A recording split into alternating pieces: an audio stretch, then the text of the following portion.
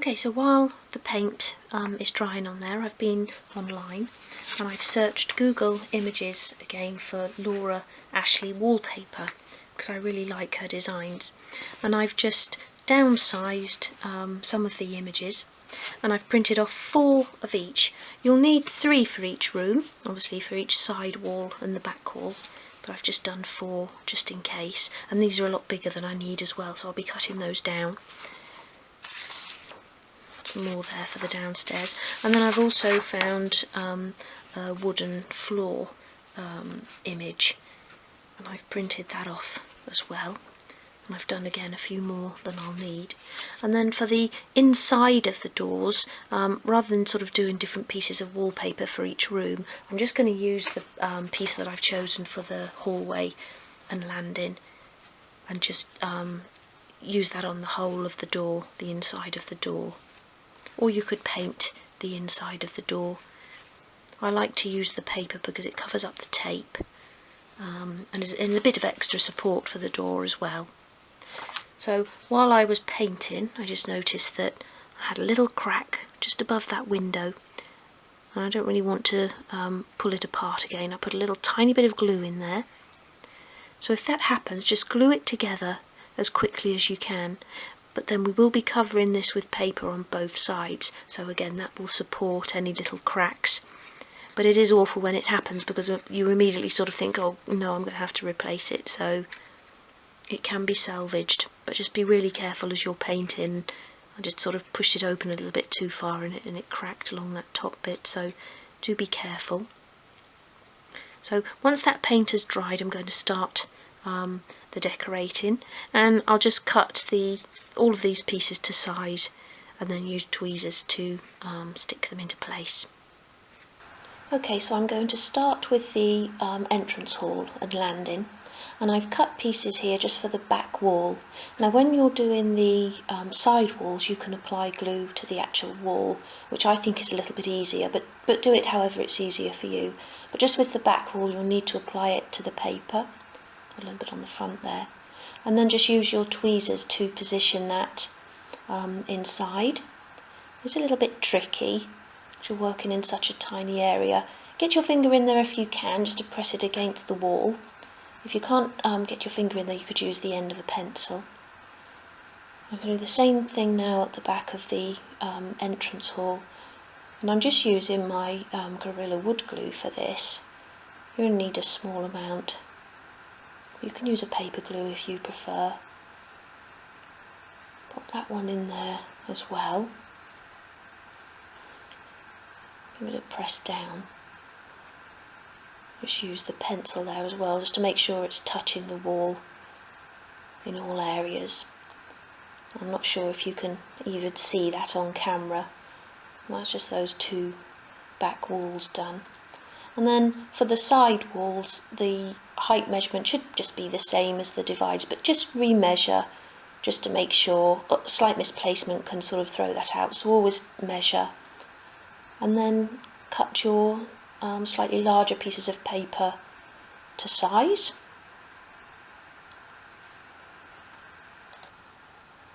So I've done the entrance hall and landing, and now I'm working on the blue bedroom. So I've applied glue to the actual wall, and I'm just positioning the piece of paper inside. Just need to push it in a little bit further there. Always check the doors when you're working on that wall. That does need to go in just a little bit further. Just press that down. Finger in there as well, make sure it's actually sticking to the wall. And there's that blue room done as well. So that's the first floor finished. I've attached the flooring paper in there as well. Pretty straightforward, apart from that central area where you need the cutout for the stairs. And for that I made a template.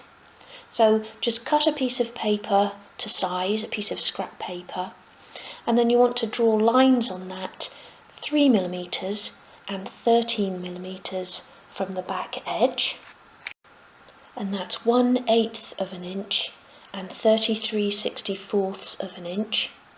and then draw a line in from that right hand side 6mm or 1/4 of an inch, and that's the area that you want to cut out. So copy that onto your piece of flooring paper, and then that just makes it easier to cut the hole out. I also put paper on the front doors using the templates that we kept from earlier. And there's all the internal decorating done. So to make the internal doors, I took a piece of 0.8mm thick wood, that's 1/32 of an inch, and I sanded it down, placed flat on my worktop, sanded it using a medium grade sandpaper to get it even thinner. I then cut 8 pieces measuring 13 by 7mm, 1/2 inch by 9/32 of an inch.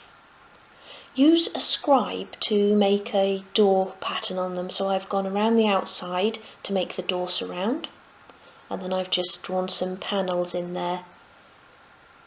I did that on all of the doors, and then to make it easier to paint them, attach them to a piece of masking tape fixed to a sheet of card, and that will just hold them in place while you apply the paint, and I'm using white.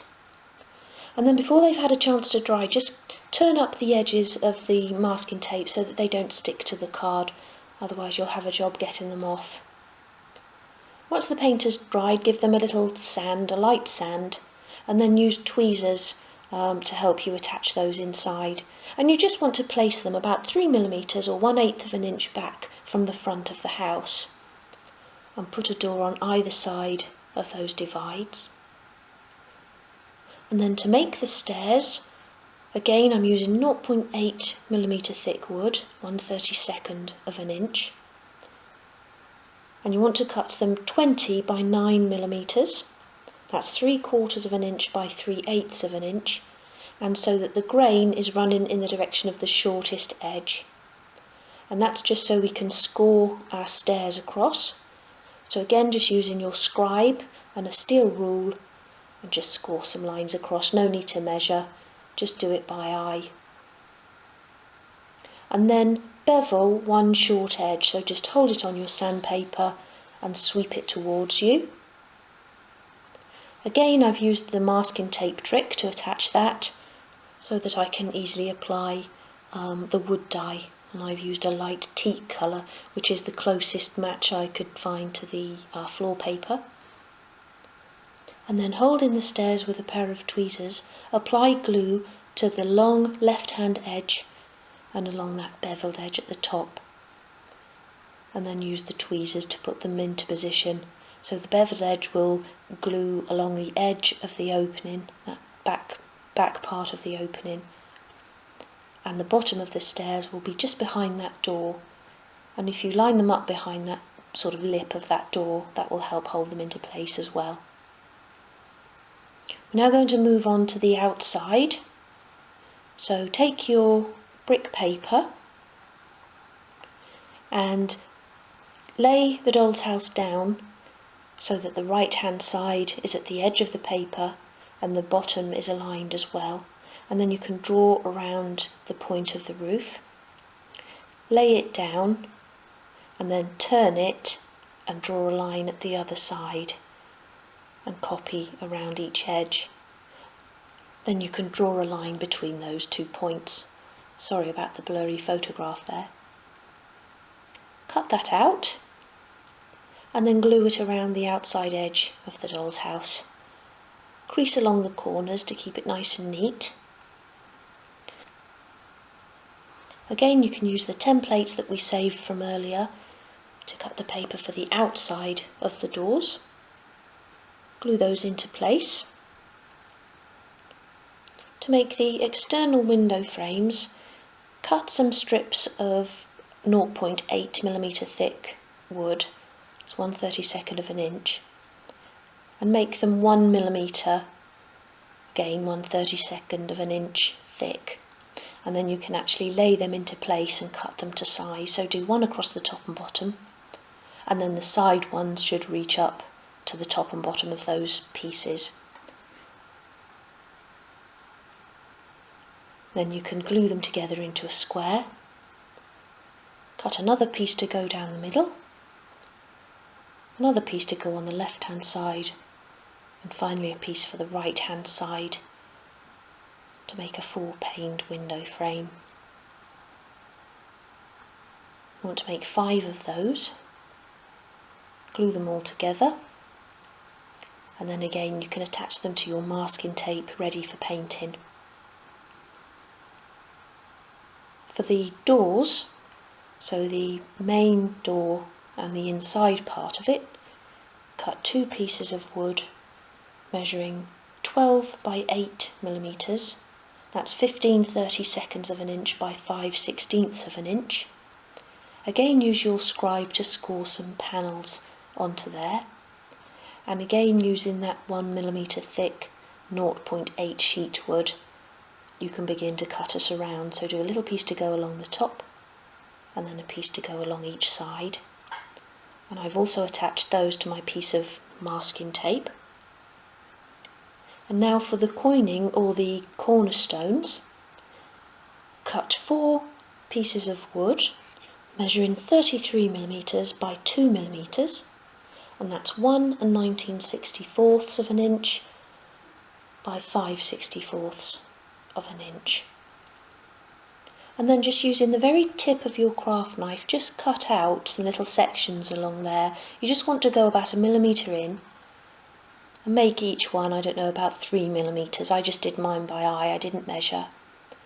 And then for each corner of the house they want to be opposite, so you've got a cornerstone sticking out on one side and a clear space on the other. So do that with both pairs, and they too can then be attached to your masking tape for painting. I've painted all of my pieces here. I'm using black for the front door, white again for the internal pieces, and I've just used a dark cream paint for the external window frames and cornerstones. And again, just lift those off the paper before the paint begins to dry, just so they don't get stuck. Once the paint has dried, you can attach the windows.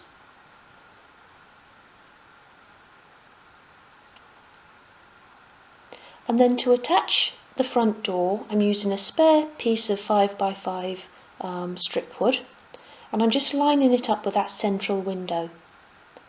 Then you can glue the first part of the door surround into place at the bottom there, then it will be level with the window. Attach the door, the top piece of the surround, and then the final piece of the surround. And then using your gold sheet or brass sheet or gold foil, just make some little bits of door furniture there. You just need to cut them really tiny. I've just done a little sort of oblong for the knocker there. I did try to do like an upside down U shape, but it was so fiddly trying to cut that out that I just sort of ended up doing an oblong, and I think that looks okay. And then you can begin attaching the cornerstones. So one there on the left and there on the right, and then you can attach the one at the side of the house. Make sure that the door still opens nicely before the glue has dried, so that you can manoeuvre it a bit if you need to. Do the same on the other side. Again, don't forget to check that the door opens. And then attach the door on the inside. Now I made a bit of an error here, and I didn't realise it until I came to shut the door, but the door should actually be placed about 1 millimeter up, and that's just to allow for the thickness of the floor, otherwise your front door won't shut. So I haven't done it properly here, but at the end I had to cut a little bit away. So just place it about 1 millimeter high, and it will be higher than the external door, but nobody's going to see the two together. And then again the surround, final bit of surround, and then I've made a little internal letterbox as well. If you've got any bits of paper overhanging your windows, you can just very carefully snip them away with the point of your craft knife. And then I've painted those internal frames using the white. Same again on the other door. Now glazing the windows is optional, but if you are going to do it, you want to use a nice fine gauge acetate, and this is 0.5 millimetres, so half a millimetre. Measure the window openings and just cut that to size. And then to glue that into place, I'm using Deluxe Materials Glue and Glaze, and you're only going to need a tiny little amount, but this is a really good one because it doesn't fold the acetate. Glue them into place. Cut some more strips from the 0.8mm sheet, again 1mm wide, 1/32 of an inch. Attach them to your masking tape and paint them in your internal colour, so white in my case. While that's drying, we can start work on the roof panels. So take the first roof panel and make pencil lines across both short edges, 2mm or 5/64 of an inch apart. And then again, using your scribe and ruler, you can just score those into the wood.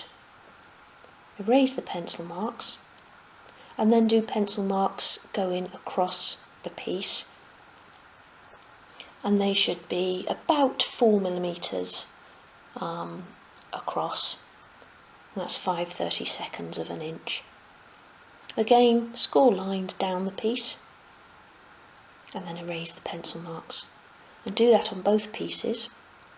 Then you can attach them again to your masking tape, and I'm using an off black paint for mine, but you could use grey, any sort of grey shade, or you could paper them if you prefer. There, I've painted them, and again, while they're drying, we can go back to our internal window frames and just carefully take the strips from the masking tape so they don't snap, and then just again cut them to size like we did on the outside. Now I've stuck the horizontal pieces into place, and they're the vertical pieces. Done that on the other door as well. And there's the windows with the glazing in. And I think just having that shine on the window does make a really nice little detail.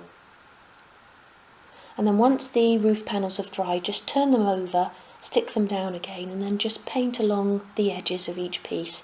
That's just because there will be a lip that's visible. We don't want to be able to see the plain wood. Apply glue along the back edge of the roof, so along the pointed parts, and then along that very back edge at the top of the paper. And you can glue the back panel into place, so that top edge should run in a straight line at the top of the point or the apex, and then there should be a millimetre overhanging at each side. Do the same with the front roof panel. If your doors don't lay flat when they're closed, you can use a little tiny bit of tacky wax and just put a little bit on each of those walls on the top and bottom floors. And then obviously you still be able to open your doors, and you can remove the tacky wax if you want to. I'm having my doors closed, but you might want to have them open in your craft shed. And there is the completed doll's house.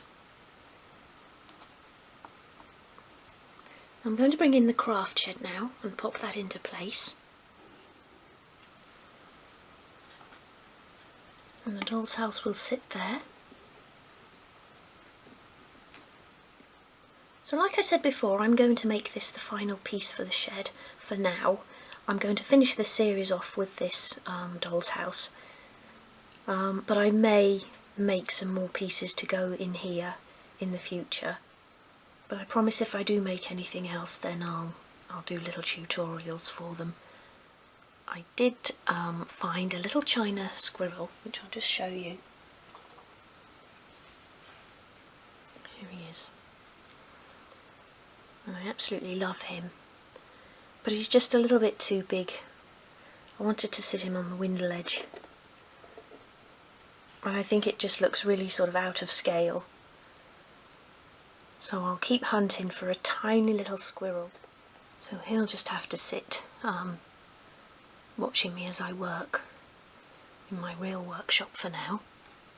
Pop him back over there.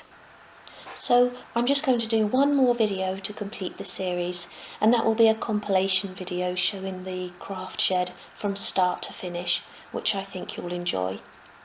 I hope you've enjoyed this tutorial and this series, and if you do enjoy making your own doll's house furniture and miniatures, you might like to have a look at my books. I've published 4 of them so far, and they're all available to purchase from Amazon. Just search for Julie Warren and they'll come up. And for now, thank you for watching, and I hope to see you again soon.